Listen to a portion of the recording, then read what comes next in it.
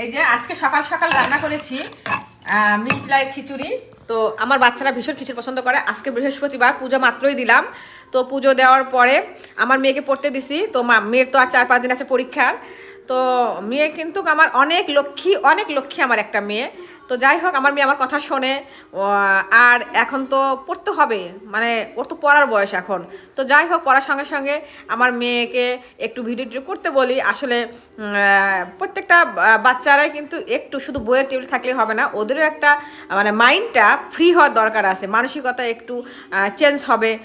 তো যাই হোক, আসলে আমার মেয়ে তো অনেক ছোট।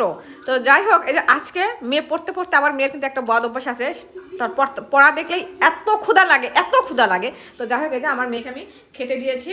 তো এই দেখো আমার মেয়ে রাগ করেছে, কি পরিমাণ রাগ করছে। তো আমার মেয়ে যে খাচ্ছে খিচুড়ি আর ডিম খাচ্ছে। তো মেয়ে বলতেছিল, মা কেমন হয়েছে আচ্ছা খাবারটা বলো দেখি। হ্যাঁ কেমন হয়েছে? অনেক ভালো হয়েছে। তো যাই হোক, আমাদের মা মেয়ের সারাদিন এরকম করে খুঁটিনাটি চলে। আর আমার সব স্বপ্ন, আমার আশা সব আমার মেয়েকে নিয়ে। তো যাই হোক, আমার ছেলেও আছে। তো ছেলে তো অনেক বড় হয়েছে, ছেলেরা যখন বড় হয় তখন তো মার কথা কম শুনতে চায়। ওরা তো অনেক বড় ভাবে নিজেকে। তো যাই হোক, একটা মায়ের কিন্তু কন্যা সন্তান থাকা ভীষণ জরুরি। তো কন্যা সন্তান থাকার মানে হচ্ছে মেয়েটা হচ্ছে কন্যা সন্তান, তার শুধু কন্যা সন্তানই না, যার সঙ্গে সব কথা বলা যায়। আমার মেয়ে ছোট হলেও আমার মেয়ে অনেক বোঝে আর আমাকে অনেক কেয়ার করে আমার মেয়ে।